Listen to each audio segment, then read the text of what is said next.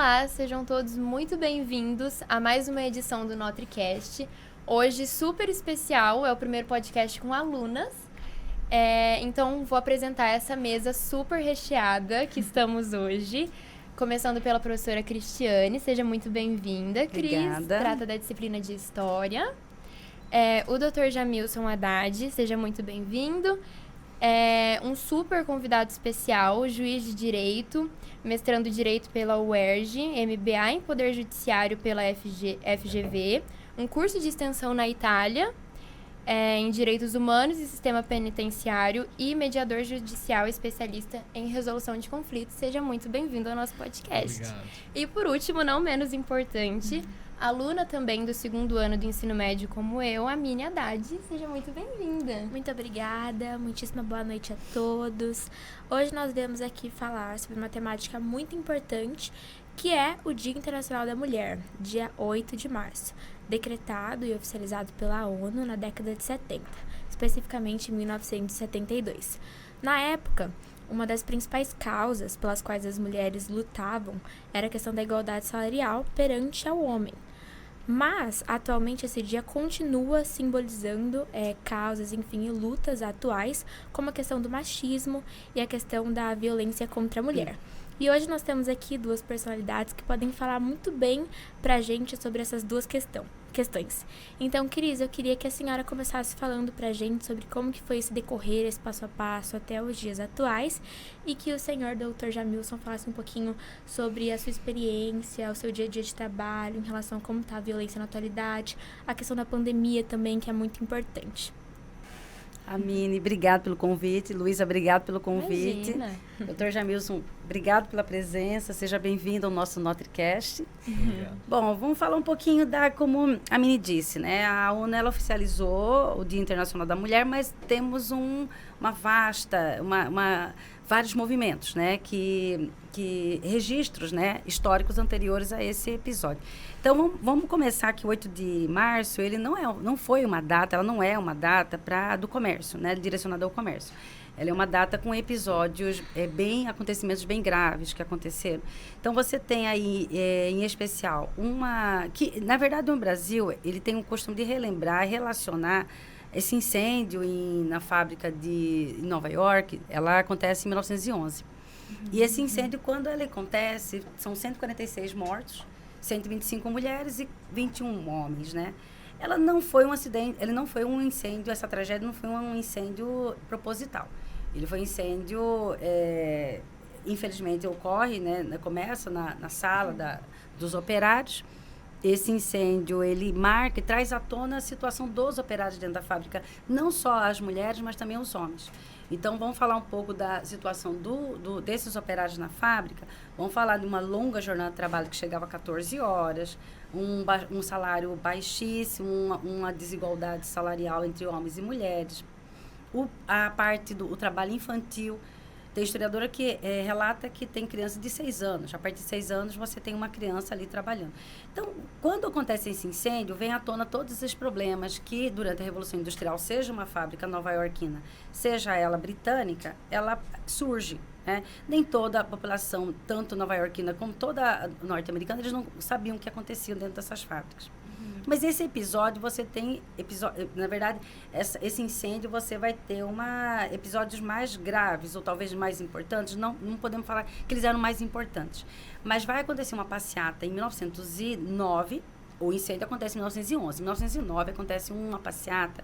Milhares de mulheres, elas participaram dessa passeata também em Nova York. E, a partir dessa passeata, você tem o primeiro Dia Nacional da Mulher, né? Nos Estados Unidos, eles já começam a relembrar desse período. Mas foi quando acontece uma alemã, num movimento na Alemanha e na Dinamarca também, a Clara Zetkin, ela promove uma reunião que vai ser a segunda conferência. A primeira conferência também da Clara Zetkin, uma jornalista, uma mulher ela tomou atitudes que nenhuma delas tinha coragem nesse momento. Ela era jornalista, ela era professora, ela era militante. E a Clara Zetkin, ela promove uma reunião chamada como Segunda Conferência das Mulheres. E nessa reunião você vai oficializar, de fato, o Dia da Mulher, né? Ela traz à tona, e inclusive nós temos também como a Eva Blay aqui no Brasil, ela também ela está nativa ainda, né, Eva Blay. Ela foi a primeira a começar esses estudos em relação à mulher. E a partir desse momento, você tem uma visão mais, vamos falar assim, que a população, principalmente a masculina, ela percebe que ele não estava sozinho nesse movimento, porque geralmente era um movimento de homens, né? E a mulher, ela junto, né? E aí trazemos agora para a Rússia, e a Rússia, ela vai promover um grande movimento, com grandes mudanças. 1905, 1917. E a Rússia, ela vai ter um acontecimento grave em 1905, em frente ao Palácio de Inverno. Meus alunos aí do 9º ano vão lembrar desse episódio chamado Domingo Sangrento, né? Sim, a gente lembra. E esse episódio marca muito a trajetória dessas mulheres, porque elas estavam em frente desse Palácio de Inverno e milhares de mulheres foram mortas nesse acontecimento. E em 1917 você tem a Grande Revolução. Mas não esqueça que lá em 17, na Rússia, acontecia essa grande revolução, mas no Brasil também acontecia uma grande manifestação, que era dos grevistas, né, aqui no Brasil. Aí em São Paulo, no bairro da Moca, uma indústria têxtil, são centenas de homens e mulheres, eles lutaram por melhores condições dentro das fábricas de São Paulo. Então, não era um fato isolado da Rússia. Também trazemos à tona a circunstância dessa situação dessas mulheres e homens dentro da fábrica aqui em São Paulo. Então, para o calendário, dia 8 de março, para os russos, ficou dia 23 de fevereiro. Para o nosso calendário, que é o gregoriano de origem europeia, ficou dia 8 de março. Então, a partir desses graves episódios, né, vamos falar importantes, né? A Rússia, na Dinamarca, a conferência, nos Estados Unidos, e também o incêndio citado, nós temos esses problemas e as mulheres veio à tona todo o problema que ainda não foram resolvidos, né? Que as meninas, nós vamos abordar nessa situação também das mulheres no trabalho, mas nem todos os problemas foram resolvidos nessas manifestações. E aí, hoje, você tem a Rússia, 8 de março, no calendário deles lá, é feriado, né? Então, multiplica-se a venda de flores, as mulheres vão para as ruas também, e elas promovem grandes manifestações na Rússia. Na China, é uma proposta só do governo chinês, não é obrigatório as empresas decretarem feriado, pelo menos meio período para essas mulheres. Mas na China, nem todas as empresas atendem esse pedido do governo, mas algumas empresas sim. E tanto no Brasil como nos Estados Unidos, o mês todo de março, as mulheres são homenageadas. Né? Então, é um marco importante. Vamos falar também que não só da mulher dentro da fábrica. Essa fábrica não é só o salário, gente, mas a questão da violência. Ela passava por violência tanto moral quanto física.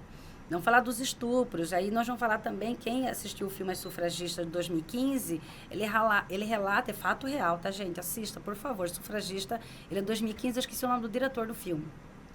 Mas ele vai falar a situação dessas mulheres numa fábrica britânica. Então, ela é interpretada por... esqueci o nome daquela atriz. Esqueci, vou lembrar o nome da atriz. E ela vai interpretar esse papel e ela vai relatar a situação das mulheres. Inclusive, no filme, ele vai falar... Tem um episódio que ela cita a vida dela como uma operária numa fábrica britânica. E ela conta todo, acho que é uns 10 minutos. É a parte mais importante do filme. Então, deixo a dica também às sufragistas. Eu acho que toda mulher poderia, meninas, né, todas as mulheres também poderiam assistir essa grande produção cinematográfica. Não concorreu ao Oscar, mas ela vai relatar bem a situação das mulheres nas fábricas britânicas. E aí nós vamos falar também depois da inserção da mulher no mercado de trabalho. Né? Mas aí eu passo o Dr. Jamilson, que vai falar um pouco mais da violência, né? Que tem mais propriedade para falar dessa parte jurídica. Essa área mais jurídica, né? Constitucional, é importante a gente saber também. É uma alegria imensa, obrigado, professora Cristiane, alunas do Colégio Notre Dame, é uma satisfação imensa estar aqui com vocês nesse NotreCast. Né, a satisfação é toda nossa. Notre Dame. Com certeza. A questão da violência doméstica é algo que vem já, como a professora muito bem trouxe, de marcos relevantes na história, né? Nós temos, só puxando um pouco do lado aqui da professora, né, de história, nós temos a Revolução Americana 1776, Revolução Francesa 1789, Revolução Russa 1917 e a primeira Constituição do Brasil 1824, que era baseada na renda censitária, conhecida como Constituição da Mandioca. E para vocês terem uma ideia, já tinha essa questão baseada na renda censitária, e a mulher não tinha ainda a aptidão permitida pelo poder da época para exercitar no mercado de trabalho, e quanto mais participar de eleições, né? Então você já tem uma dimensão de como esses fatos são relevantes e de grandes reflexões, de questionamentos em relação às mulheres, né? Eu estou na Vara de Violência Doméstica, vou fazer 11 anos, né? Como juiz há 24 anos. E desde que cheguei vejo essa questão de tamanha preocupação, porque o número é alarmante. Nós temos a Lei 11.340 de 2006, ou seja, da Constituição da Mandioca 1824 para 2006, nós tivemos já aptidões de desenvolvimento que a professora está trazendo e vai trazer ainda, da evolução da mulher em sociedade, na vida, em trabalho, né, perante a sua participação, o mundo feminino, né, os movimentos feministas, e nós ainda agora, da legislação de 2006 para cá, 2023, já ainda estamos em muita discussão pela complexidade desse fenômeno da violência, né? Então são vários fatores de análise, vários laboratórios no mundo, e o Brasil ainda, infelizmente, ocupa a 5ª colocação dentre os países mais violentos do mundo em crimes contra as mulheres. E de maneira de alta indagação nós temos, mas já essa lei pega, essa lei é conhecida, com essa lei tem potencialidade, vou dizer que no mundo ela é considerada a 3ª melhor. E eu penso que ela é a melhor do mundo, porque não tem nenhum outro país que discuta tanto a questão da violência contra as mulheres como o Brasil tem discutido, né? Então nós temos uma lei que ela é híbrida, ela é preventiva, ela é repressiva, ela é de movimentos de conscientização social, e nós temos ainda a 3ª maior população carcerária do mundo. Ou seja, nós temos uma lei extraordinária, a Lei 11.340 de 2006, ela tem natureza híbrida civil e criminal, né? Ela afeta a questão da prevenção, da repressão a esse crime, e também a questões cíveis, né? Nos relacionamentos em relação à vida familiar dos filhos, visitas, alimentos, né?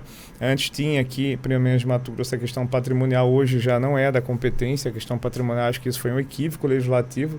Todas essas questões deveriam ser tratadas numa vara especializada, onde os magistrados e os autores processuais são mais habilitados, qualificados, treinados, capacitados para compreenderem melhor esse fenômeno da violência. Então nós temos esse período ainda de alta indagação e perguntas. O que professora Cris, que nós podemos fazer para efetivamente coibir essa violência contra as mulheres? Por exemplo, aqui em Mato Grosso nós temos botão do pânico, a mulher aciona e imediatamente a polícia, através de satélite, chega lá onde está o agressor, onde está aquela mulher, para evitar. Nós temos tornozeleira eletrônica, né, onde se ele se aproximar da vítima, já dispara o botão do pânico, né, dessa mulher, uma distância, o juiz coloca 500, 1.000 metros, então chegou nessa distância, ele já dispara para que as forças policiais evitem a prática desse crime. Nós temos medidas protetivas online, da delegacia direto para o gabinete do juiz direto para a delegacia, ou seja, em minutos o juiz está decidindo as medidas protetivas. Nós temos palestras em escolas, nos colégios, debatendo essas questões. Nós temos fóruns nacionais de juízes do Brasil inteiro discutindo. Eu participei por 4 vezes consecutivas representando aqui em Mato Grosso, fui 2 vezes vice-presidente do Fórum Nacional de Juízes de Violência Doméstica, e lá todos os dias de reuniões, discussão como combater essa violência, ou seja, através SOS Mulher, as mulheres através do aplicativo pedem ajuda, registro ocorrência. Então nós temos uma verdadeira evolução instrumental de ferramentas para combate, com larga escala de discussão sobre isso na mídia. Nós temos Semana pela Paz em Casa, que nós estamos realizando essa semana agora,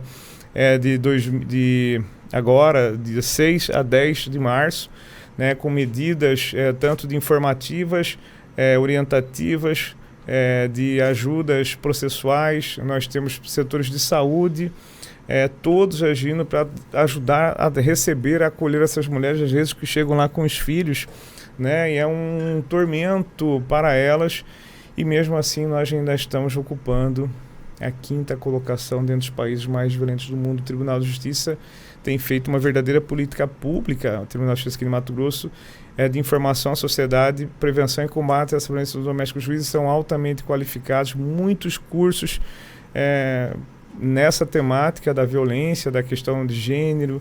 Então você tem uma questão de autoindagação. Como é possível termos uma lei considerada a primeira ou a melhor, a primeira ou a terceira melhor legislação do mundo, que é a 11.340 de 2006, como Lei Maria da Penha, que eu acho que até é a melhor do mundo, porque o Brasil é o país que mais debate essa temática de violência contra as mulheres, tanto preventivamente como em meios de repressão.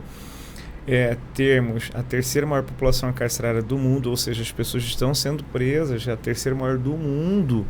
Isso não é um fator bom para a sociedade, porque a prisão ela não reinsere, em regra, em tese, muitos voltam a praticar o crime. E nós temos também, ao mesmo tempo, o Brasil figurando como o 5º país mais violento do mundo em crimes contra as mulheres. Ou seja, significa que nós precisamos aprofundar ainda mais o que é que está acontecendo. Significa que nós temos a questão cultural, ou seja, a necessidade de conscientização e de compreensão de que nada justifica essa violência, que um ser humano não pode agredir e violentar outro ser humano, que homens e mulheres são iguais na acepção maior de sua palavra, na sua dignidade humana, na sua dignidade constitucional. E assim nós temos, através desses grandes debates, alunas de forma muito criativa e, acredito, muito inspiradas, trouxeram um projeto de lei que se transformou uma lei nacional, uma lei federal. Essa lei é 14.164 de 2021, que nós temos nada mais nada menos que uma das idealizadoras, que foi inclusive quem idealizou essa lei, que é a Luna Mini. O que você pensa sobre isso na visão de estudante? Bom, a questão da Lei 14.164 traz justamente essa proposta de conscientizar, prevenir e coibir a questão da violência contra a mulher. Eu acho muito importante a introdução desse assunto nas instituições de ensino, justamente porque muitos alunos tendem a reproduzir esses comportamentos vivenciados dentro de casa na forma na forma adulta. Então, nessa construção, do ser pensante, do cidadão, no intuito de cortar o mal pela raiz. Pois eu acredito que, pelo que a gente vê, enfim, é relatado, o jovem, a criança, o menino que vê essa violência, vivencia essa violência dentro de casa, acaba repetindo no futuro. E a menina aceitando que aquela violência, enfim, ocorra com ela, não denunciando, enfim. E a gente sabe a importância disso, da denúncia e o mal que essa violência traz, não só para a mulher, mas para toda uma família, todo um futuro. E por isso essa repetição de padrão. Então, a ideia da lei é justamente conscientizar esses jovens do quão problemática é essa temática da violência contra a mulher e como que a gente pode modificar essa realidade que nós vivemos. Inclusive, eu tive um relato de uma professora do Colégio Notre Dame que participa de um grupo comigo chamada Maria Fernanda. Enfim, maravilhosa. Ela participa bastante, enfim, é bem engajada nesse assunto. Ela inspira muito a gente, Sim. né? Enfim, ela levou essa proposta de lei para alguns colégios do interior daqui do Mato Grosso. E nisso ela relatou que diversos alunos, meninos, meninas, vieram procurar por ajuda, porque se identificaram, se viram ali naquela situação, identificaram um problema que estava tendo dentro de casa, e por mais que aquilo fosse óbvio, por exemplo, uma violência física, que a criança vê que a mãe está sofrendo, ela nunca tinha visto uma solução, alguma ajuda, e elas trouxeram isso a elas, então modificaram vidas, entende? Então a importância da denúncia, a questão da conscientização, e nisso já foi encaminhado para a questão do governo, enfim, jurídico das cidades, e muitos problemas foram solucionados. Então é muito gratificante a gente ver o quão importante essa temática trazida nas escolas, com o intuito de não só resolver, mas prevenir, fazer com que isso não se repita e não continue a acontecer. Eu acho muito importante disso que você citou, de focar em conscientizar e não resolver um problema que já está muitas vezes controlado, grande, não tem mais o que fazer. essa questão de conscientizar é extremamente importante, de cortar o mal pela raiz, é muito válido tudo isso que a Mini apresentou.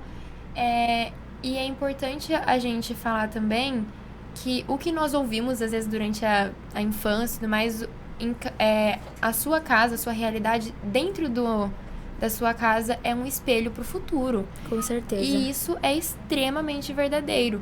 Porque, por exemplo, se eu convivo, cresço, aprendo, tomo consciência vivendo numa família na qual a minha mãe sofre violências verbais e físicas o tempo todo, no qual eu ouço muitas gritarias, muitas brigas, eu internalizo dentro de mim que a forma mais correta de solucionar um problema é com tom de voz alto, é gritando, é discutindo, é desrespeitando o outro ser, né?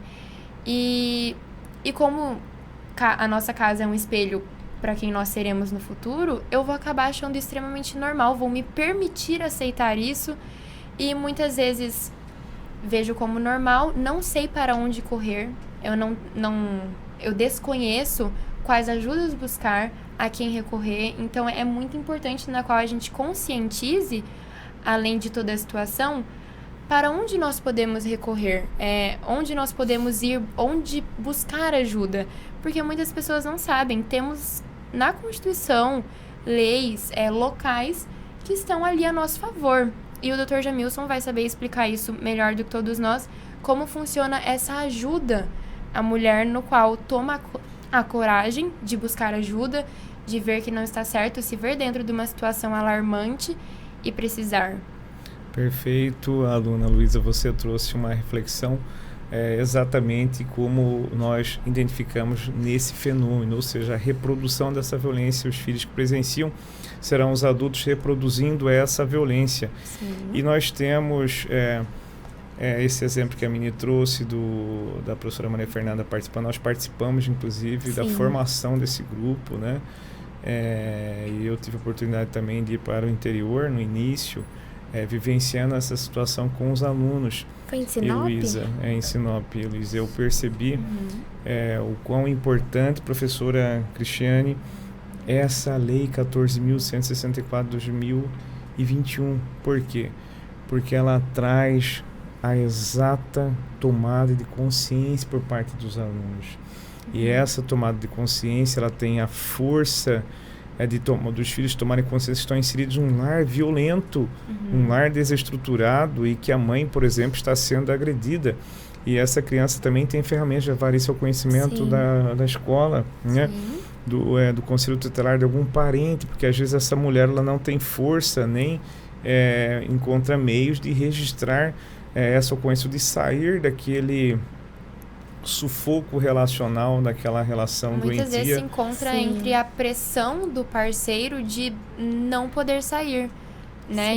O medo. O medo, e de ser pressionada. E entender ainda que aquilo não é normal. Porque a questão de conscientizar também apela pro lado da mulher identificar que ela tá passando por aquilo e saber que aquilo não é correto. E então denunciar. Porque muitas mulheres não denunciam por acharem que não é necessário, por acharem que aquilo é normal.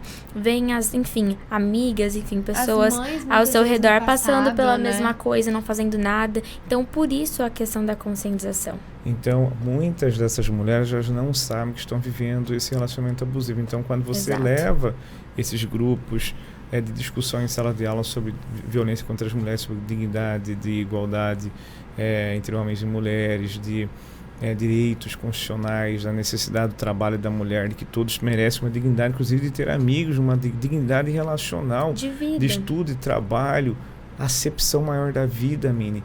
Então, elas tomam consciência, os meninos, de que nada justifica essa violência, que aquilo lá é uma coisa absurda, essa violência, das consequências, que lá nós falamos, as professoras falam das consequências da vida desses meninos, os homens quando praticam a violência. E das meninas, elas tomam consciência do que é um relacionamento abusivo, para que elas não sejam uma repetição do que a mãe passou, ou sejam as próximas vítimas, né? Então, isso é extraordinário. Por que é difícil para a mulher tomar providência, professora Cris? Porque ela tem, às vezes, por amor a esse agressor, por codependência. Pelos Codependência, filhos também. às vezes, ela tem uma força é igual substância entorpecente. A mulher, ela entra numa codependência tão forte, tão brutal, que ela não consegue romper aquele relacionamento. Muitas vezes financeira, por Moral, filhos, por é. já ter sido retirada da sociedade, né? De já não estar vivendo próxima à família, de já não ter o contato, já não ter mais amigos. E ela se encontra extremamente dependente daquele relacionamento. E ela se encontra, vou aceitar, vou persistir, continuar aceitando isso, porque eu não tenho pra onde correr. Porque já não tem mais a família ao lado, já não tem mais os amigos ao lado. Ele afastou essas Isso tudo pessoas. é que o Ele homem atirou ela. E isso tudo Aí a autoestima premeditado. Exatamente. baixa certeza. muito. Então você tem dependência pelos filhos, a mulher mantém o casamento abusivo pelos filhos. E acaba que os filhos sofrem. Por Sim. dependência financeira, porque ela não tem, às vezes quem está sustentando é aquele homem agressor. Porque Ela já com foi as retirado crianças. do mercado de trabalho. Ou por medo, ele fala, se você registrar a ocorrência, eu mato você e mato os nossos filhos também. Muito já Isso acontece, em ocorre muitas muito. situações É a acontece pressão isso. psicológica, Então, uma né? situação bem brutal que eu tenho, que muitas pessoas não têm a dimensão desse problema. Você imagine uma mulher que esteja trabalhando e o homem, o marido liga lá para ela e fala assim, olha, se você chegar 5 minutos atrasado, igual você chegou ontem, eu vou quebrar a sua cara e vou começar a bater no nosso filho agora aqui. Você imagina o terror dessa mulher tendo que voltar para casa, Pegar né? transporte público correndo para Sim. você alcançar esses 5 minutos Mais para chegar. cedo. É uma isso, situação né? muito difícil, uma situação de calamidade pública. E essa violência, ela afeta o quê? A mulher, muitas desenvolvem depressões Depressão. crônicas, somatizam vários tipos de doença. A neurociência traz que mulheres que vivem relacionamentos abusivos marcados pela violência, acima de 3 meses, por exemplo, elas têm uma potencialidade imensa de desenvolver doenças mentais. Se ela tem a predisposição, aquela doença flora muito mais rápido e tem diminuição do rendimento dos filhos, daqueles que presenciam essa violência nas escolas. Você tem as pessoas com dificuldade no mercado de trabalho, essas mulheres com dificuldade, as crianças depois futuramente no mercado de trabalho.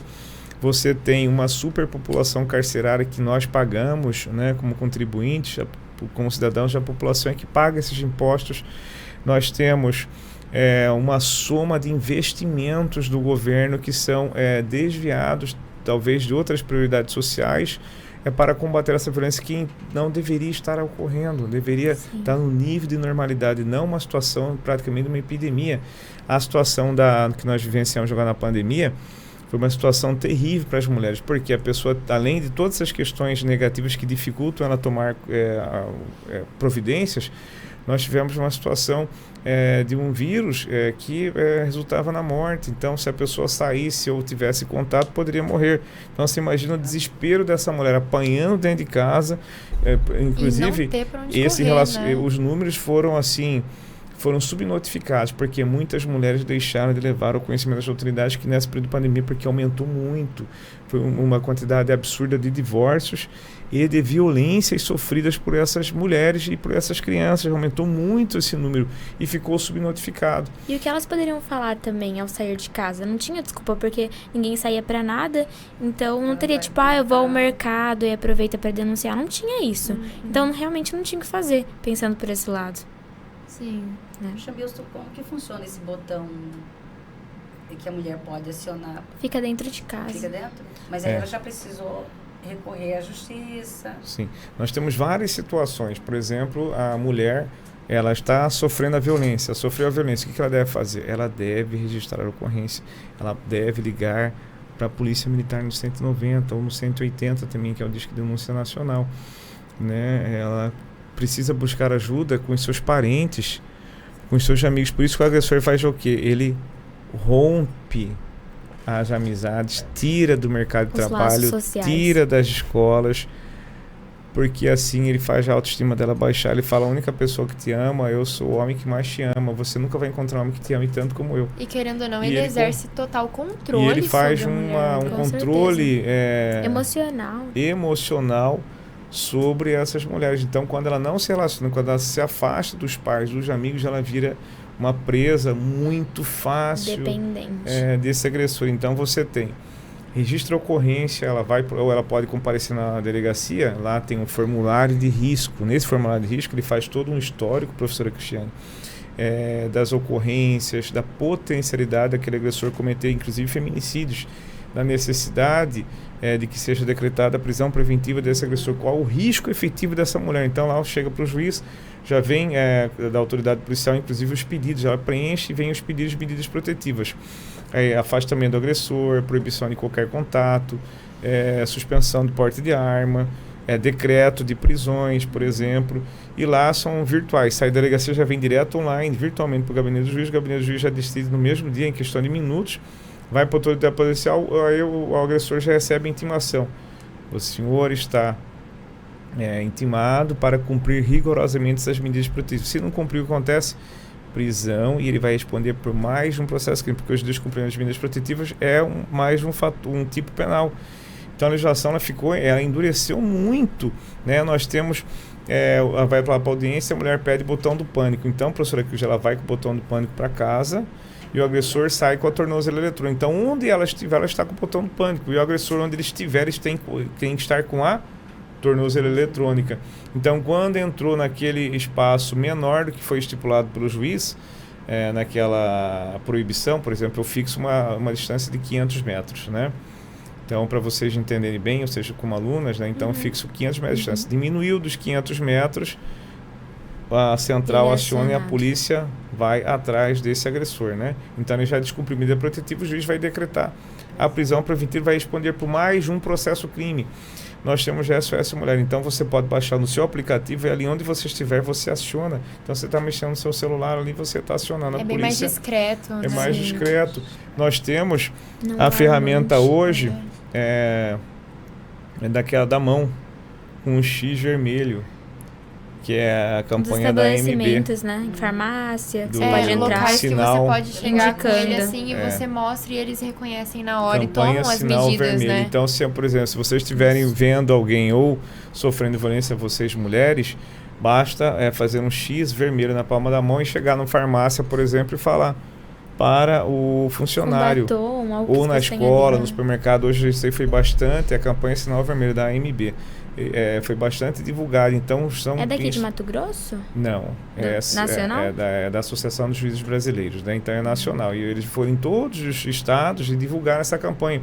Então é uma ferramenta extremamente potente. Por exemplo, ela vai à farmácia para comprar um remédio, fala que está passando mal, às vezes o agressor vai junto com ela, inclusive, para acompanhar, para ela chega lá e apresenta a mão com um X vermelho, né? Ou às vezes pode ser até um papel vermelho para não ficar na mão, às vezes, né? Mas X vermelho significa que ela está em risco. O funcionário liga para a polícia e a polícia já chega ali, já efetua a prisão e já leva eles para a delegacia. Então você tem, professora Cris, várias ferramentas tecnológicas de informação sociais que para inibir essa violência, para coibir essa violência. E mesmo assim, nós ainda temos essa incidência alarmante, preocupante, ou seja, não é por falta, Luísa, Amine e Luísa, não é por falta de ações dos governos ou de políticas públicas. É uma questão cultural, uma questão de controle de posse, né? Eu costumo, quando eu estou fazendo as audiências lá no fórum, as pessoas estão nas brigas por questões cíveis, né? O que eu falo? Em nossos corações, né, nós temos uma carga genética. Todos vocês, todos nós temos 100% da carga genética da nossa mãe, 100% da carga genética do nosso pai. Então, quando um falta, gera o quê? Um vazio. Então, se vocês não conseguirem se comunicar, você vai gerar o quê? Sofrimento na vida dos seus filhos. Então, essa violência vai prejudicar a vida deles, vai prejudicar a vida de vocês, com filhos desestruturados que vocês vão ter que lidar com eles a vida inteira. Quando o filho presencia a violência, por exemplo, a mãe está sendo espancada, a frequência cardíaca chega a 160, que deve ser um ataque cardíaco, né? Aquela criança. Então é terrível isso na vida dessa pessoa. Então você imagina, a pessoa, tem muitos que levam um susto, o olho arregala, eles tomam consciência ali e suspendem aquelas ações. Então, a fala, às vezes, palavras, ela tem a força de gerar mudanças, né? E ali a gente fala também de todas as pessoas que passaram por revoluções, por situações difíceis na vida. Elas adquirem, quem já passou por situações difíceis, né? Sofreu violência ou situações difíceis em suas vidas, elas ficam mais fortes, mais estruturadas para a vida. Então, não significa fim do mundo. Significa tomada de consciência e força para a vida. A professora Cris foi olhar desde a Bíblia até as questões das revoluções, das grandes personalidades, dos maiores empresários do mundo, se você for ver, uma média de mais de 65% passou por falência, pelo menos uma falência na vida. Então ela sai o quê? Quando as pessoas passam por essas violências, por esses sofrimentos, elas têm a possibilidade de tomar consciência e se fortalecer para a vida. Elas saem muito mais fortalecidas. Mas isso é importante, a tomada de consciência, o rompimento desse relacionamento abusivo, a busca de ajuda. Porque a hora que você passa por situações difíceis, você experiencia situações com mais amplitude. E aí você pode ter mais força para a vida se você souber compreender e lutar para que você não seja também uma dessas vítimas. Para que nós tenhamos uma sociedade mais digna, mais humana, mais relacional, de forma respeitosa. As relações precisam ser respeitosas. Então, olha a potência, professora Cristiane, que tem essas palestras nos colégios, né? A Patrulha Maria da Penha, por exemplo. A Patrulha Maria da Penha, o que a gente faz? A mulher vai, ela pode pedir a Patrulha Maria da Penha já lá na delegacia, ou o juiz identifica que essa mulher está correndo risco em potencialidade, a aluna Mini, e ele já determina que aquele caso seja caminhado para a Patrulha Maria da Penha. O que significa isso? O cara fala, olha, se você me denunciar, eu vou te matar. E juiz nenhum não vai impedir que eu te mate. Aí a gente manda, além de decretar a prisão, a gente manda lá para a Patrulha Maria da Penha. A Patrulha Maria da Penha da Polícia Militar, ela é amplamente qualificada para lidar com essas situações. Então, eles vão, visitam essa mulher para informá-la, para acolhê-la, né, para estar presente ali na casa, para o agressor ver que a polícia está ali. Então, eles visitam, fazem rondas e visitam o agressor. Imagina, a polícia bate lá na porta, aperta a campainha ou bate na porta. E o senhor é fulano e tal, então nós estamos aqui cumprindo uma ordem judicial, estamos visitando o senhor para que o senhor não pratique, não cumpra com sua ameaça. O senhor não se aproxima dessa mulher. Isso gera um impacto psicológico muito forte na vida agressora, e isso chega a uma estatística de 98% de não incidência da violência quando visitados pela Patrulha Maria da Penha. Então, olha a potencialidade desses instrumentos. E também é importante saber como identificar quando o homem ele tende a ser um agressor. No caso, quais são os padrões, enfim, atitudes, comportamentos que uma pessoa tem para que você já se distancie e não se relacione com essa pessoa. Assim, quais os sinais mais visíveis de identificar? Porque já evita um sofrimento, enfim, de toda uma família. Os relacionamentos são normais, as divergências, não é isso, professora?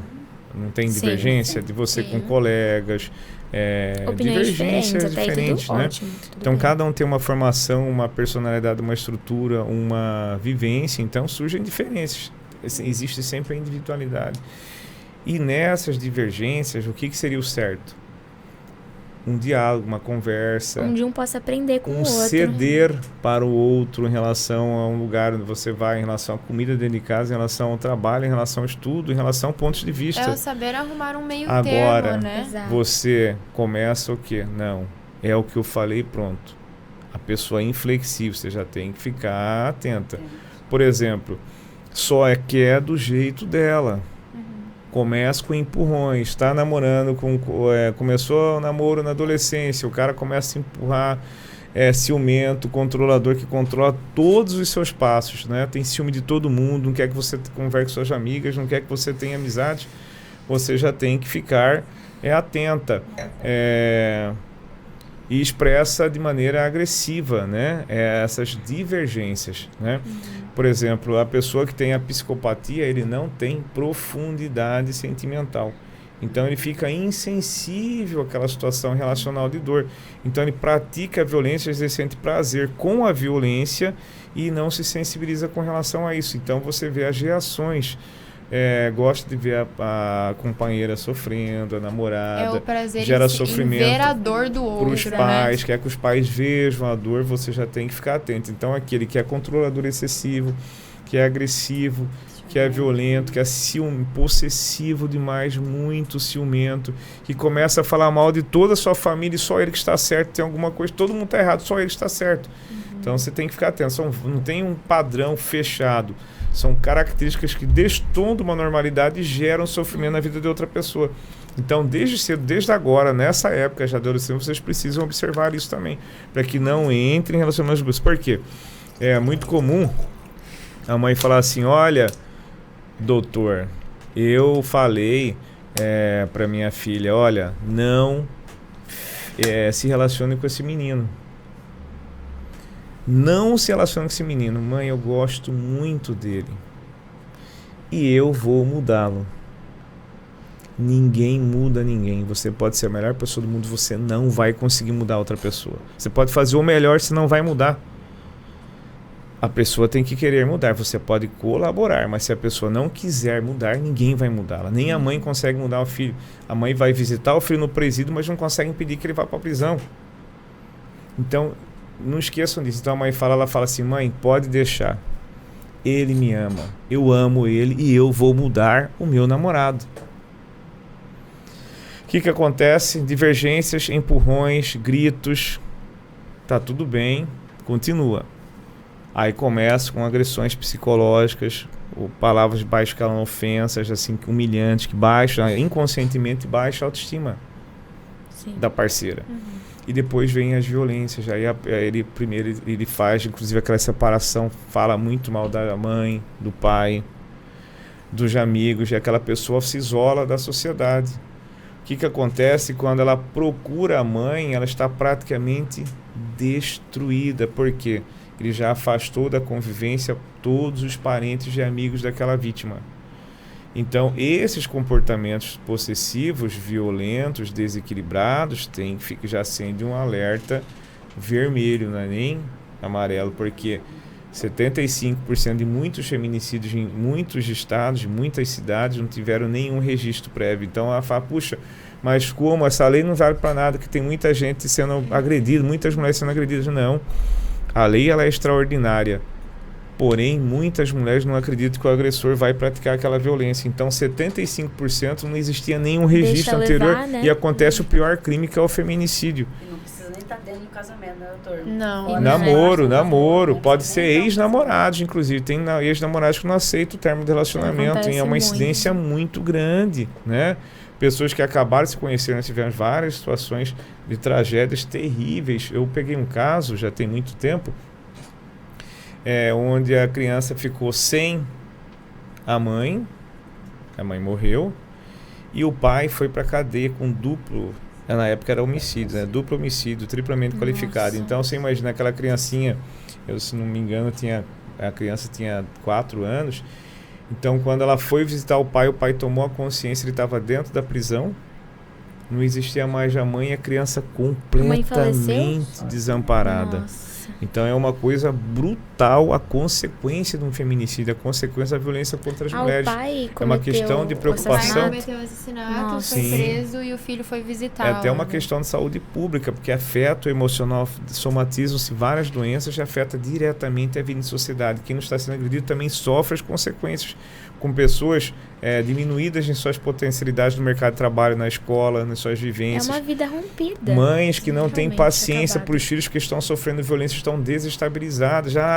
Mas ela é muito nervosa e não sabe que ela está nessa tensão, porque vive a violência dentro de casa. E as pessoas não imaginam, essa mãe é complicada. Não imagina a violência que ela está sofrendo dentro de casa. E ela afeta a vida dos filhos também.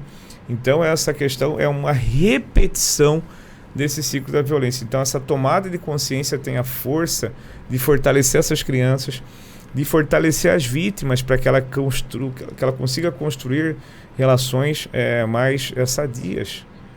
Porque a esperança deve sempre existir. As possibilidades sempre existem. Por mais difícil que seja a relação, por mais difícil que seja um relacionamento abusivo, amanhã é sempre um novo dia. Nunca é tarde para se reerguer. E as possibilidades sempre existem. Então tem que registrar com isso, tem que procurar ajuda, tem que acreditar nas relações normais, tem que acreditar na felicidade, porque não se pode perder a esperança. E procurar ajuda nessas questões, porque de fato não podemos falar essa mulher gosta de apanhar, porque é muito difícil ela conseguir romper com esse relacionamento abusivo. É muito difícil. É muito fácil, assim, para nós, fora de uma realidade, dessa realidade, julgar, falar mal, o julgamento. E querendo ou não, ofender completamente essa vítima. Porque, graças a Deus, temos a sorte de não estar nessa realidade, de não conviver com ela. Mas e quem convive? Não é fácil passar por isso, né? E quando o Dr. Jamilson falou dos sinais, eu acho que, principalmente para nós, quanto jovens, adolescentes, o sinal mais válido e mais fácil de ser identificado quando se assume um relacionamento, por exemplo, é o ciúme excessivo. Porque ele é muito perceptível. Sim. Exato. Então, assim, você... As pessoas comentam. As pessoas comentam, falam, cara, não tá certo, seu namorado... Você não acha que ele tá com um poder muito autoritário em você, acima de você? Você não acha que ele tem ciúmes demais? E entra aquela questão da cegueira. Não, tá tudo bem, é normal. Por muitas vezes já ter presenciado acontecimentos ou com amigas ou dentro da família, e isso é extremamente preocupante e é muito visível. E entra essa questão do mundo enxergar e às vezes a mulher não. Ou se ter dentro daquela situação normal para ela, né, cotidiana, muitas vezes. Fazendo agora um gancho da mulher, eu queria fazer uma pergunta para você, Cris, sobre como foi o processo da mulher, quais as lutas e as principais conquistas que ela teve dentro da sociedade até chegar no que temos hoje, a aprovação de uma lei de defesa exclusiva para a mulher, um marco extremamente válido, importante. Quais foram as principais conquistas dela nessa trajetória que, querendo ou não, estamos até hoje nela buscando a evolução sempre? Luísa, obrigada pela pergunta. Excelente pergunta em relação à conquista das mulheres. Para entender essa mulher, quando o Dr. Jamilson fala, ela já inserida no mercado de trabalho, não foi tão simples assim para aquela que estava no século XVIII, XIX, né? Essa mulher vivia numa sociedade escravagista, numa sociedade machista, numa sociedade paternalista, né? Então essa mulher, para ela sair da sua casa, deixar suas obrigações domésticas, né, cuidado com as crianças, e ela correr para o trabalho e ela conseguir conciliar os dois trabalhos, não foi tão simples assim. Então essa mulher, ela começa a partir do século XX, né, pós Segunda Guerra Mundial. As fábricas necessitam dessa mão de obra dessa mulher. Elas vão para a fábrica e, obviamente, ganhando um salário significativamente menor que a do homem. Inferior ao homem. Com horas extras, certo? Extra, né? E exercendo a mesma função. Então essa mulher, ela vai para a fábrica com aquela esperança, porque ela vira provedora do lar, né? O homem, o marido, o pai e os filhos vão para a guerra, nem sempre voltaram mais, né? Faleceram em campos de batalha, e ela vai ter que... a família naquela época era numerosa, 5, 6, 10 filhos, né? Então essa mulher, e é bom lembrar que no Brasil a mulher pobre, ela sempre trabalhou, ela não foi inserida no mercado de trabalho no século XX, né? Ela sempre trabalhou, século XVII, XVIII, XIX, a mulher pobre, ela sempre, inclusive a mulher negra, né? Ela sempre esteve inserida no mercado de trabalho, seja ele vendendo frutas, verduras ou até mesmo limpando casa. Ela não tem uma qualificação, ela é iletrada, ela não tem qualificação profissional. Então, é o único trabalho que ela podia participar. Exercer, né? Exercer. E aí, essa mulher... Então, quando eu falo da inserção da mulher da classe média urbana, porque a classe pobre, ela sempre trabalhou aqui no Brasil. Então, a classe média, e lembrando bem o que o Dr. Jamilson disse, numa sociedade no qual hoje, 2023, ela ainda não pode ir para o trabalho, porque o marido não permite, se você se imagina isso no século XX. Uma realidade ainda pior. Onde o poder, a mulher ainda estava presente numa submissão ao marido, dela precisar de autorização a diversas coisas, inclusive como, ao trabalho, por exemplo, né? A questão de votar, que só foi aceita em 65. Sim, só em 65, quer dizer, em 45 ela não é considerada uma cidadã. Então essa mulher... Governo Vargas, né? Muito recente. E, inclusive, quando ela foi permitida, um adendo, né? Quando foi dada a permissão para o voto da mulher, né? Ela só podia votar se o marido permitisse, né? Ou o que acontecia? Isso. Ela não tinha participação política. Nada. Ela não sabia. Então, foi concedido o direito ao voto, mas ela não tinha conhecimento. Então, ela acabava acabava não participando politicamente por não ter conhecimento, por não ter visto isso em nenhum momento da vida dela.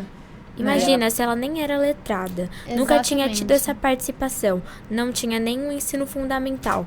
Como é que ela ia participar de uma vida política que ela nunca ela recebeu o mínimo desconhece, de né? informação? E tem mulher que não sabia Exato. escrever nem o próprio nome. Então né? não significa que elas não queriam ter a participação Não, e representatividade, é porque sim não porque sei. elas não sabiam como aquilo funcionava. Como que funciona. Sim. Na realidade, é uma mulher de Exato. 45. O doutor Jamiso citou as constituições no Brasil, ela não sabe nem a definição, o que é uma constituição, né? Qual é a Sim. definição, o conceito de uma constituição, então ela não sabe. Então, essa mulher, quando ela vai para o mercado de trabalho, ela aceita qualquer emprego. Ela não tem qualificação profissional, ela aceita qualquer... E esquecendo que essa mulher, ela vai ter 4 turnos dentro de casa, ainda possui, né? Ela Nossa. trabalha fora, ela trabalha em casa, ela cuida dos filhos. Ela estuda, porque ela precisa se qualificar para poder entrar no mercado, e ela ainda... algumas mulheres ainda fazem quitutes, bolos para vender, para somar um pouco o salário que dela ainda é baixo, né? Ainda tem um Sim. salário baixo. E essa questão de aceitar, tipo, qualquer trabalho, também entra na questão análoga à escravidão, que ainda hoje persiste. Com Então a gente tem que tomar todo esse Sim. cuidado. Todo esse cuidado. Lógico, como o doutor Jamilson disse, hoje nós temos políticas públicas que podem nos proteger. Mas ainda possuem mulheres que ela não tem esse acesso às leis. Né? Informação. As Não tem esse informações. Não conhecimento tem de esse que tem conhecimento. uma Constituição a favor dela, ao Nossa, lado não, dela, né? Eu adorei a fala do doutor Jamilson, que agora ele esclareceu coisa que nem eu mesmo sabia. Sim. Se caso eu precisasse, né, recorrer, eu vou recorrer a quem? Então, o doutor Jamilson, a fala dele foi de extrema importância. Vocês citaram algo muito importante agora, a questão constitucional. Então, nós estamos ouvindo falar muito em democracia. Então, Sim. como que nós temos, para vocês alunos, nós temos uma Constituição de 88 que traz inúmeros princípios, direitos fundamentais para a sociedade, para o indivíduo. E nós temos a democracia, que é o governo do e para o povo. Então você tem esse novo direito constitucional, que é o que nós estamos debatendo, a dignidade do ser humano. Nós temos essa junção da Constituição com a democracia. Então, a minha, Luísa, isso é muito importante. Com certeza. A compreensão, professora, da Constituição trazendo os direitos fundamentais, e a democracia, que é a amplitude de possibilidades, de permissões humanas em igualdade para o povo e para o povo. O Estado existe para a população, não é, o contrário. As políticas públicas são para os seres humanos. Então, quando nós temos essa junção, nós trazemos algo extraordinário, que é o quê? A dignidade da pessoa humana. E quando nós falamos, por mais que estamos sempre repetindo, as pessoas não param para refletir sobre isso. O que significa essa dignidade da pessoa humana? Não está falando nem homem nem mulher, está falando do ser humano. Então nós temos uma dimensão extraordinária na Constituição, que é o ser humano. Nós não podemos diminuir um em detrimento do outro. Então isso por si só já traz a necessidade de políticas públicas para igualar, para efetivar, para trazer de maneira concreta, materialmente, não só formalmente, só na lei, mas na vida de sociedade, materialmente, essa igualdade de mesmos salários, de estudos, de possibilidades de estudo, de respeito na relação, de participação da mulher na vida política. Da não objetificação. Sim. Na conscientização de sua essência como ser humano. Então aí você vê no que viola-se essa igualdade humana, você tem um prejuízo em detrimento do outro ser. E aí você vê que ainda precisamos de políticas públicas para igualar as mulheres nessa acepção, nessa amplitude, professora, da dignidade humana. Então, por isso que nós estamos debatendo, e os alunos precisam ter essa consciência de que, e aqui está muito interessante, são 2 alunas, né, da potencialidade extraordinária que vocês têm. E vocês reconhecendo isso, o exemplo que vocês são e serão para outras alunas, Sim, com para certeza. suas colegas que estarão assistindo este debate aqui, porque vocês estão discutindo justamente essa falta de possibilidade de igualdade humana, igualdade constitucional.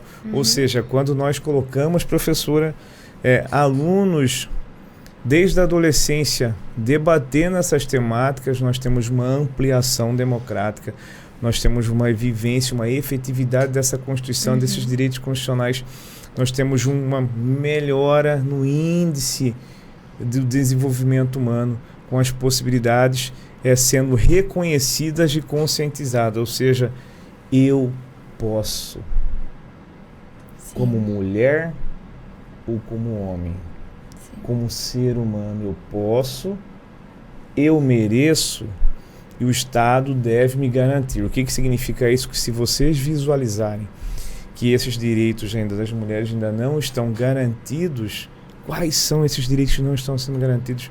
Vocês podem buscá-los. Como essa lei que vocês no colégio, né? Então o Colégio Notre Dame participa da história da humanidade, trazendo esse debate em sala Sim. de aula, porque eu acredito, professora, olha a importância dos professores. Quando você leva esses debates, essa conscientização, você traz seres muito mais preparados para a vida Sim, humana. você traz seres pensantes. Seres né? pensantes, você qualifica a sociedade. Então é ali o grande laboratório Sim. de mudança social. É isto E aqui trazendo... que o Colégio Notre Dame está de parabéns, porque é esta ferramenta que vai possibilitar a diminuição dessa violência contra as mulheres, que vai permitir que vocês, alunas, Sim. que vocês, mulheres, tenham absoluta convicção de que vocês têm todas as potencialidades e as qualidades, as qualificações que todo outro ser humano tem, com igualdade com relação aos homens, e vocês vão lutar por esses direitos. E não é uma situação de um contra o outro, Sim. é uma cooperação entre seres humanos. E trazendo essa ideia de conscientização, a importância de saber que não é pelo fato de que você não sofre aquilo, de que você não vivencia aquilo e não vê isso acontecendo com pessoas ao seu redor, que isso não existe na Que essa sociedade. realidade não existe. Não existe, né? exatamente. E não pensar que aquilo é bobeira, que essa discussão aqui é irrelevante. Porque a gente sabe que não é. E os dados mostram isso. Sendo o 5º país mais violento, o número de feminicídios a cada dia maior. Então, saber que é uma causa que precisa ser discutida e o quanto antes solucionada. Eu queria abrir um parênteses, eu acredito que a Mini vai concordar comigo, que eu fiquei realmente muito honrada, né, de ter recebido o convite da coordenadora Dilsane, porque, pensa, nós mulheres que, querendo ou não, ainda persistimos e vivemos numa sociedade muito machista, Essa que há muito realidade. preconceito, e dela ter chego e ter sido o primeiro podcast com alunas, Sim. mulheres extremamente jovens. Porque, querendo ou não, eu acredito que não só minha ou da Mini, mas até pensamento de muitas outras alunas, e alunos, inclusive, Sim. de se verem muito pequenos para promoverem mudanças, Sim. né? E não tem isso. Nós podemos, de diversas formas, promover mudanças, seja com um diálogo que vai chegar a várias pessoas, vai conscientizar várias pessoas, e de que, independente da idade e do gênero, a gente pode sim promover Podemos e mudanças. devemos. Até porque o futuro da Exatamente. sociedade está em nossas mãos. Somos nós, exato. Sim. Tem um livrinho que é Sociologia Crítica, do Pedrinho Guareschi. Lá ele traz as forças ideológicas de formações de padrão e influenciação de opiniões na vida humana, né? As potencialidades disso. Então, quando vocês assistem a sociedade, assiste pela televisão, pela rádio, pelos aplicativos, né? Por essas ferramentas de mídias sociais, vocês não têm noção, ou têm bastante, da força que vocês têm como adolescentes, como alunas do 2º grau, de melhorar a sociedade, de melhorar a vida de vocês, a vida de outros alunos e a vida da sociedade. Então, esta tomada de consciência, esse debate, essa participação de questões relevantes vai trazer algo extraordinário, não somente na vida de vocês, mas na vida de inúmeros alunos que amanhã serão os nossos profissionais, amanhã serão aquela família, aquela namorado, aquele casal, aquela família, né? Aqueles profissionais. Então isso tem a força, e eu acredito imensamente na força dos adolescentes. Eu tenho convicção que é aqui o maior laboratório. Tanto é que você participou e idealizou uma lei que virou uma lei nacional, porque se a gente fosse pensar nisso, fala que isso é impossível. Uma lei nacional, uma lei federal. Como é possível isso é uma impossível. lei criada por jovens? E eu acho que é a melhor lei, Porque você traz ali, eu acho que essa é a maior ferramenta e não está sendo tanto divulgado isso. É uma das poucas que é uma lei conscientiza, extraordinária da forma que correta. é conscientização em sala de aula. Então, olha a política Melhor pública que preparo do vocês fizeram governo. como alunos do Colégio Notre Dame. Isso é extraordinário. Inclusive, eu acho que todos os governos deveriam, e os professores darem ênfase nisso, porque é aqui o grande laboratório, é em sala de aula, e vocês estão começando desde cedo. Vocês estarão muito mais fortalecidos, por exemplo, numa relação, quando o namorado empurrar ou ser violento com você vai falar, mãe, eu lembro, porque vai ser, na mesma hora já entra a sintonia de reflexão. E quanto mais vocês forem debatendo, mais preparadas vocês vão estar para as relações e para a vida em sociedade, para a vida profissional. Porque toda essa violência implica na vida profissional de vocês. Implica nos relacionamentos que vocês terão. Então, isto é uma política pública de eficiência na vida em sociedade. Eu acredito, com toda a minha convicção, com 24 anos de magistratura, que esse é o maior instrumento em potencialidade de transformação social. Porque quando nós influenciamos construtivamente, positivamente, nós influenciamos diretamente a sociedade e a vida em sociedade. E isso é algo magnífico, é a esperança, são as possibilidades reais que nós estamos tendo a partir de 2021. E precisamos buscar que as escolas cumpram em suas grades curriculares, professora, com essa lei. Porque lá você tem direitos humanos, você pode debater todas as questões de igualdade salarial, possibilidades em funções que antes eram só dos homens, a vivência na política, a mulher participando da política, não um contra o outro, mas em cooperação, em dignidade, em potencialidade. Vocês têm a potência humana em igualdade e merecem essa potencialidade na vida em concreto. Então vocês vão falar o quê? Para os alunos, colegas, para os professores, vocês vão debater com grandeza com os professores e vocês vão trazer ideias de mudanças sociais. E isso é extraordinário. Sim. E nós precisamos cobrar que as escolas cumpram com essa lei. Os alunos têm o direito de debater em sala de aula e aprender que nada justifica a violência. Os alunos têm direito de entender que o menino não pode agredir a menina, que a menina não tem qualquer justificativa em sua atitude para que ela possa ser agredida, para que ela venha a ser agredida. Né? Que os nossos filhos não tenham essa ferramenta na relação familiar de potencialidade para que eles sejam agressores de amanhã e para que as meninas sejam vítimas de amanhã. Sim. Essas crianças, esses adolescentes, professor, não merecem isso. Porque as consequências dessa violência são terríveis para a vida daquelas pessoas. Ela afeta a mulher, afeta aquele homem, às vezes, com prisão. Muitos homens chegam lá sem compreender por que estão lá, porque vivem na cultura machista, muitas mulheres também. Sim. Então, se vocês participarem desde agora, professora, vocês não serão aquelas mulheres que não têm ainda consciência que estão em relacionamentos abusivos. Vocês terão a força. Mãe, aconteceu isso e não foi bacana, acho que não é uma pessoa para mim. Você vai saber que ninguém muda ninguém. Ninguém muda ninguém. Só é possível mudança quando a pessoa quer essa mudança. Sim. E falando sobre a questão da mulher, nós temos um símbolo, a Santa Emília de Villanelle, da nossa escola, que traz essa questão do empoderamento, e ela já estava muito à frente nessas causas sociais, enfim, desde do século XIX. 1800 e 40, pouquinho, né? 40, né? Sim. Acho que foi 30 ou 40. Pós-revolução russa, né? Onde Francesa.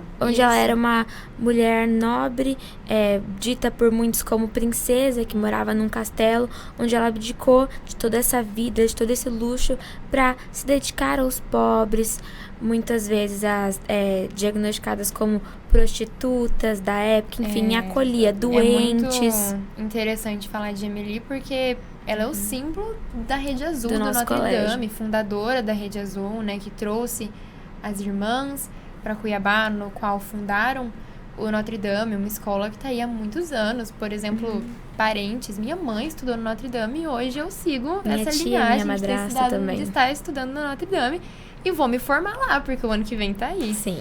E é muito importante porque ela abdicou dessa nobreza, desse título de uma mulher nobre para servir aos menos prestigiados.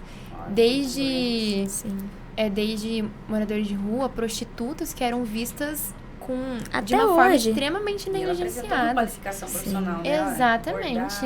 É uma profissão que ela... Emily foi um símbolo de uma mulher muito à frente do tempo que ela vivia. Sim. E assim, a gente não consegue nem imaginar com quais olhos ela foi vista naquela época. Com certeza. Gente, 1840, 1830, pensem a sociedade daquela época vendo uma mulher dessa forma, principalmente da nobreza, da realeza, abdicar de tudo isso, servir aos pobres, aos que passavam fome, as prostitutas. Dá possibilidade de emprego também para essas mulheres, com ateliê que ela fundou, certo? É interessante ela falar que ela ensinava a cozinhar, a bordar, costurar, tratava esses doentes.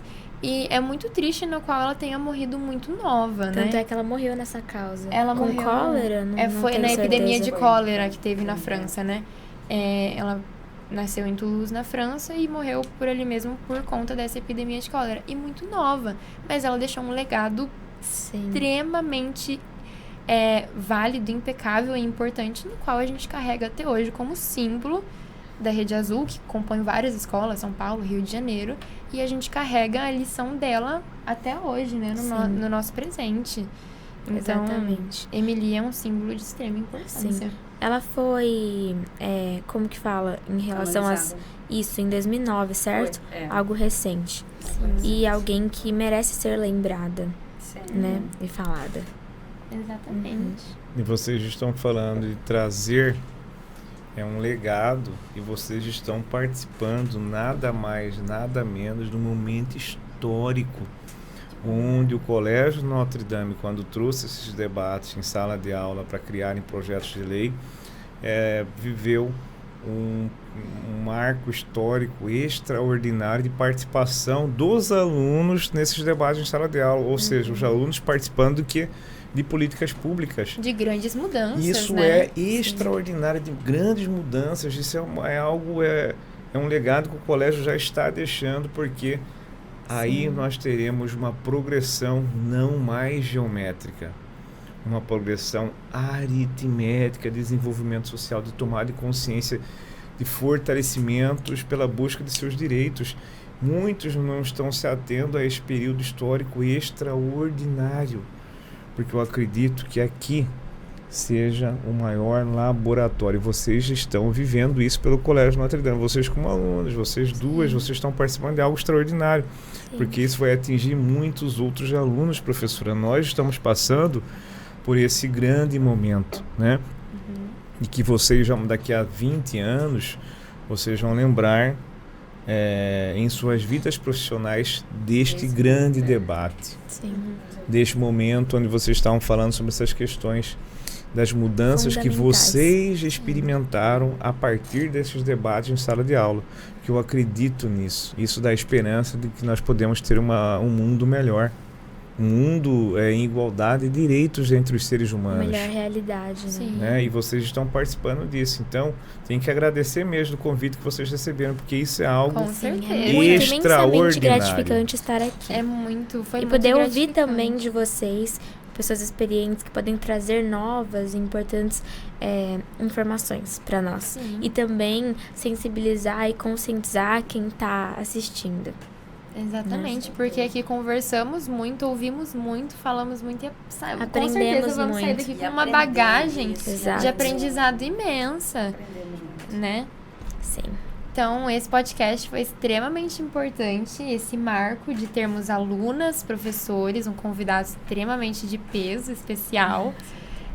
Eu espero muito que tenham gostado do nosso podcast com o Dr. Jamilson, juiz, com a professora Cristiane e eu e a Mini, Luísa Costa, como alunas do 2º ano do ensino médio, promovendo um marco incrível. Foi uma honra nessa estar história. Aqui com vocês. Com certeza, extremamente gratificante poder estar aqui conversando com pessoas que têm uma autoridade no que falam, uma propriedade de fala, exatamente, e podendo nos expressar, ouvir e também impor nossas opiniões, nossos pensamentos aqui, que isso que eu acho que foi uma das coisas mais importantes, né? Sim.